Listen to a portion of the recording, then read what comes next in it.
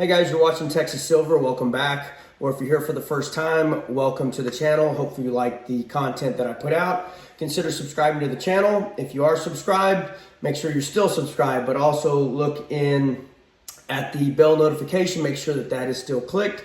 And then also you want to hit the all button. That way you're notified of any future videos that I drop. I was going to talk about night vision in this video, but this video is going to be long, so I decided to leave that out. I will get to that, and hopefully within a week or two. I do have a previous video talking about night vision, so if you want to go and check that video out, you're just going to have to go check out my prior videos. It'll be in the description. But, okay, so let's get into this. Real quick, I had a comment on my last video when I talked about the 1 ounce of silver in Venezuela will buy enough food to feed a family of 4 for 6 months. Okay, that may or may not be true, but it's definitely close. There was an individual in the comments that questioned me and said, "Are you sure you're not mistaken? You must be talking about an ounce of gold." No, I absolutely was talking about silver. And there was another individual that put in the comments that they personally knew someone that lived in Venezuela and talked with this individual a year ago. And this individual told him that 15 ounces of silver for a year would pay rent, utilities, and food.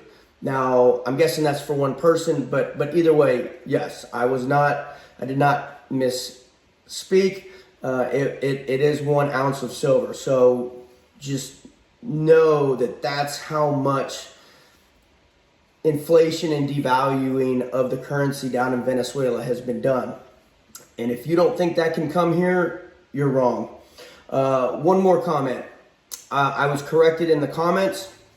I guess this individual does live in England, and this individual told me that you are able to get silver, but there has never been wait times, and they have silver available, but a lot of times they won't have the specific item that you're wanting, and that there's wait times and stuff like that. So I appreciate all these comments in the bottom because it gives us stuff to talk about, and a lot of times y'all know stuff that I don't know, and I'm not too proud to admit when I was wrong or misspoke. So I appreciate those comments because they help me and everyone else that reads these comments. All right, so let's get into this video, the topic. All right, so number one asset next to God, because obviously God is going to be the number one asset. He's the one that gives us strength and guidance and, all those good things. But I'm talking like actual physical assets. In my opinion, it's going to be yourself. You have to be mentally strong. That is going to be huge. I've talked about this in other videos. Okay, that being mentally strong is going to make you push through adversity, and when stuff gets really tough, that is how you're going to push yourself and your family, your group, whatever, to get done whatever needs to get done. Also, what skills do you bring to the table? So obviously for me, everyone that watches this channel should know my background. If you're new here, I'm going to go ahead and briefly go over it. Right out of high school, I joined the Marines. I did 7 years active duty in the Marine Corps Infantry. I did 2 combat tours to Iraq. And as soon as I got out, I started my law enforcement career, and I am still currently in that same law enforcement position. So pretty much for the last, since I was 18, so for the last 22 years of my life, I have carried this, or not specifically this, but I have carried security for a living. So obviously that's what I'm going to revert back to. That is my skill set. That is my knowledge. That is what I bring to the table.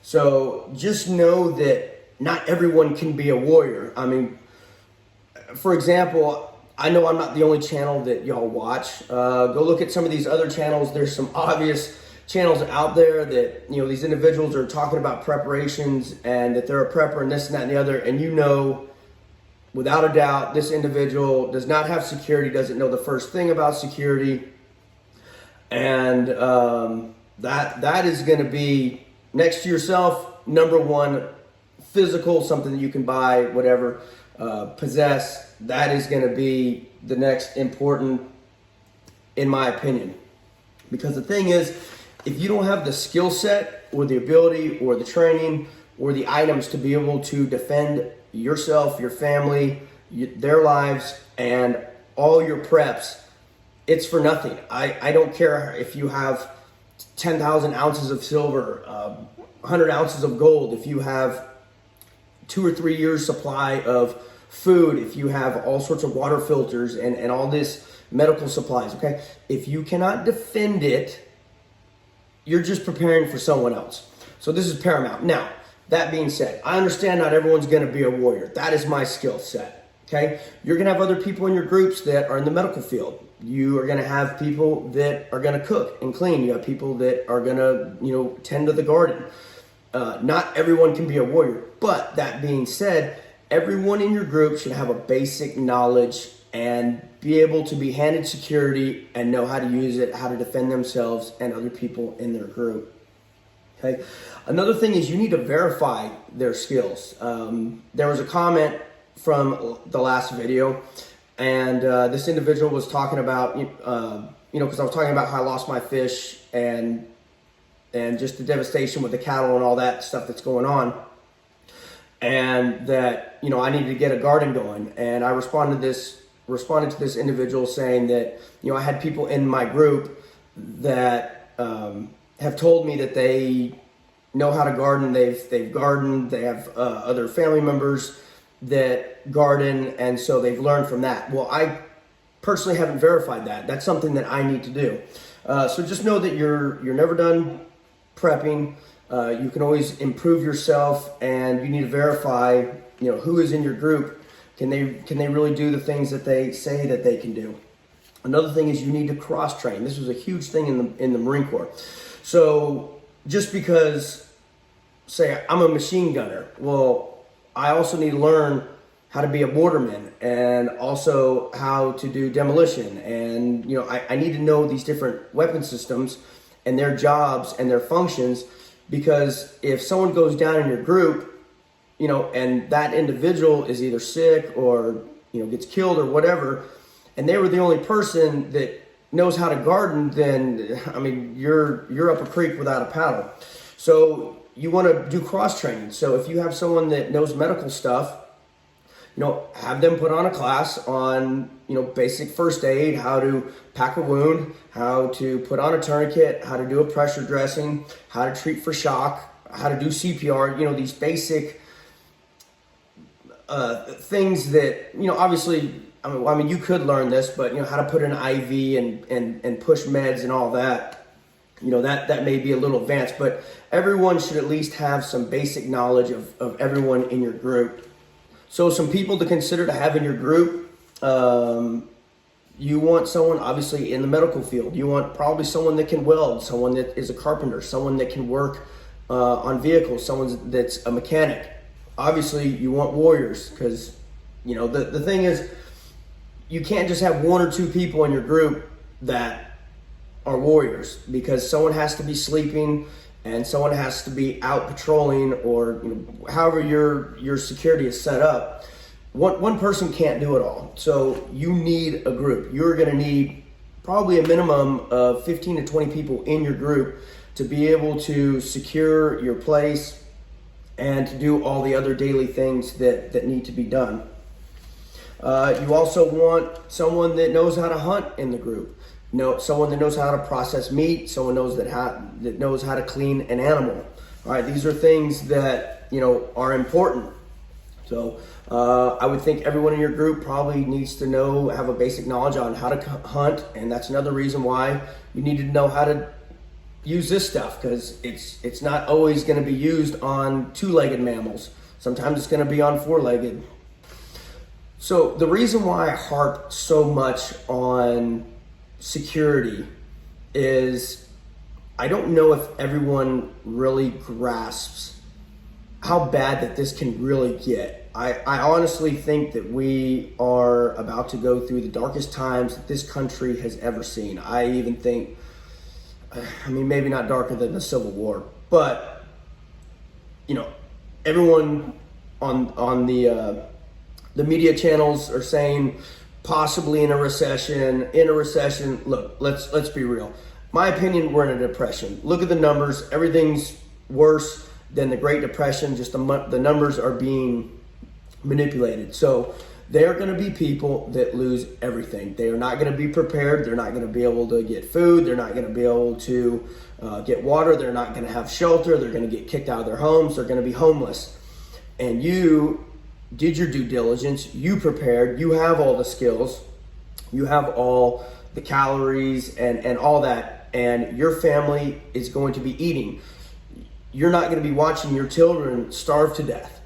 So people are going to be angry when they look at you and your kids have full bellies, and they're going to be angry because they're looking at their kids, and they're going to be desperate because their kids are starving, and desperate people do desperate things.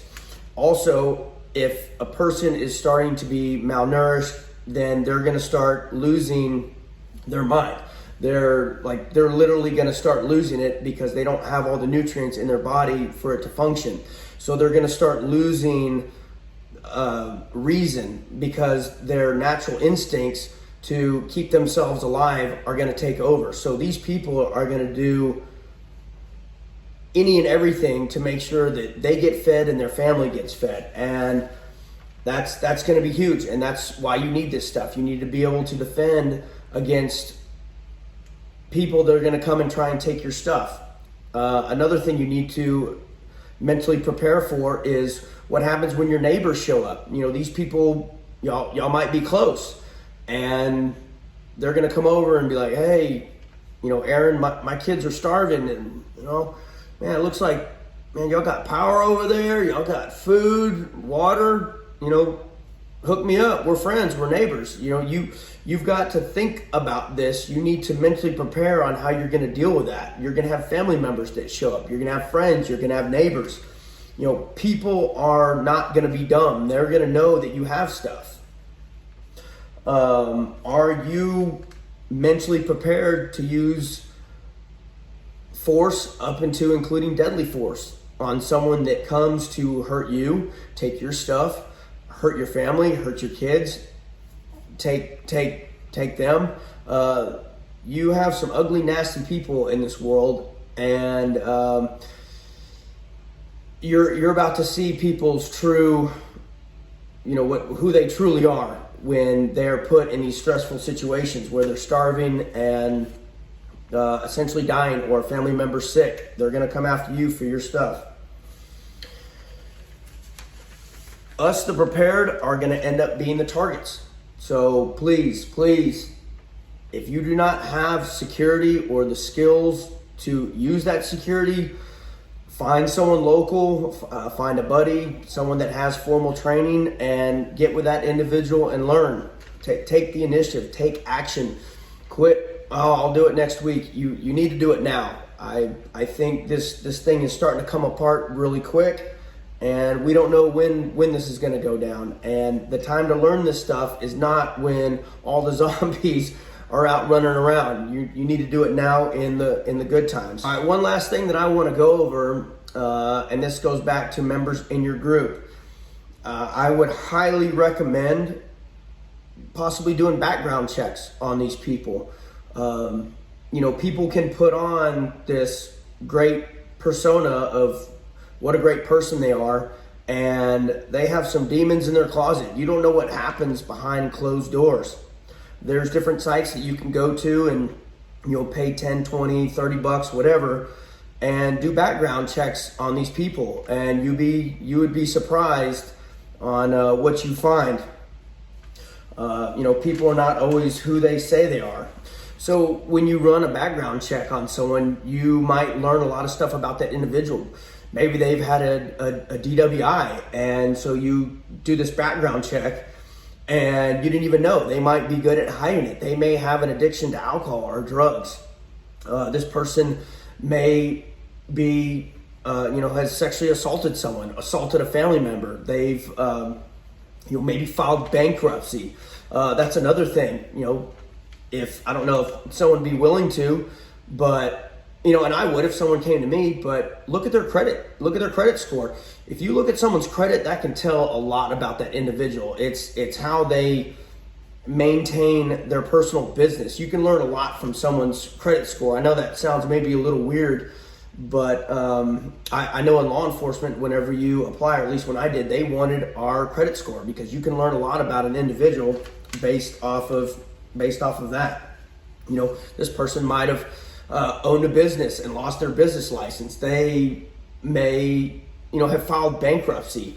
Or they may just have terrible credit, so these are things that you may want to look into because these people are going to be around you. So, and that's another thing, you want to spend time with these people, train with them, get to know these individuals inside and out. And you can't 100% vet everyone, but these are some things that you can do to verify who this individual actually is in your life, because they're going to be around your wife, your girlfriend, they're going to be around your kids. God forbid that this individual has sexually assaulted someone. So it's just, you got to be careful. People are real good at, putting on a face and misrepresenting themselves, representing themselves as someone that they are truly not. Okay, before this gets too long, I'm going to end it there. I hope this helps. I appreciate all the comments down below. You guys have been great. A bunch of positive comments. I'm glad to be back in the seat doing these videos. I enjoy interacting with y'all and responding to the comments. And like I said, everyone is very positive. And even if you have a negative comment, send it. Like I said, because we learn from it. But we're going to leave it there. God bless. Take care. I wasn't going to do a video, but I just had this on my mind, and I decided to put it out there. So hopefully y'all enjoyed it. That's it. Texas Silver out.